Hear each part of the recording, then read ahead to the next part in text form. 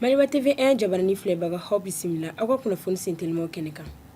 Kiriko da kunna Rasbat ni Rose la vie chère n'u tɔgɔ jɛ Mohamed Yusuf Bachili ni Urukiyatu Dumiya ye olu ka kiri sigi kun bɛ senna kunungo tarata u ti kalo tile 11 san 2026 min na parquet ye san 10 kasoladon ni amande wari wa 40 ni 8 di Rasbat ma min kɔni ye Rose la vie chère ye san 10 kasoladon dira a ma min na san 5 juru donna a la ani amande wari wa 48 sarali olu min jalakilen don kojugu ni dankarili forobaciyɛnw na a jirala ko kiri tɔ bɛ kuncɛ tɛnɛ nata u ti kalo tile 17 san 2026 o min latigɛra Bamako cour d'appel fɛ.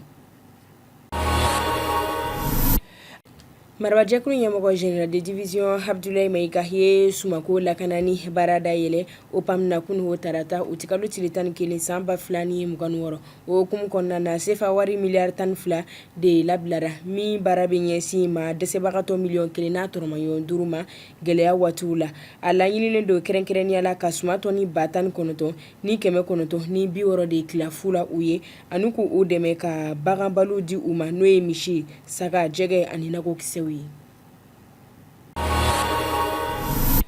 Ni hambora ino hamta kwa kibaria kunnafoniw na an bɛ don Nigeria cɛ marifatigi ka kulu caman ni fintigilakaw ka kariɲɔgɔnna senfɛ kunungo tarata u ti kalo tile 11 san 2026 polisi 10 dugudentɔn 2 ni kojugukɛla 17 de bɔnɛna u ni na état des armes fara dancɛ ni Kebbi dancɛ la polisiw ni golomasi tabɔ bilara ka taa Nigeria worodugu Tilibi fɛ k'a bɛ waatinin bɔ walasa ka dankarikɛ jatigɛwalekɛlaw ka taama na. Ama kuncɛ Sudan ye sanfɛ golomasi tabɔ ye laseli k'u ye drone suicide caman kɔni kunbɛn min na bolokɔnden ɲɛsira FSR mɔgɔw ma n'a jirala ko tun bɛ ka ɲɛsin dugudentɔnw de ma Khartoum ni Nil mara la ani ko bɔ kɛra drone dɔ fana ka El Obeid Kordofan worodugu yan fan fɛ ko laseli ma kɛ maa fatuli ni tiɲɛniw ka fɔlɔ ko bingani bɛ kɛ waati la ka sɔrɔ golomasi tabɔ ka wulikajɔ fanga bɛ ka bonya FSR cɛdenw kan Kordofan mara la.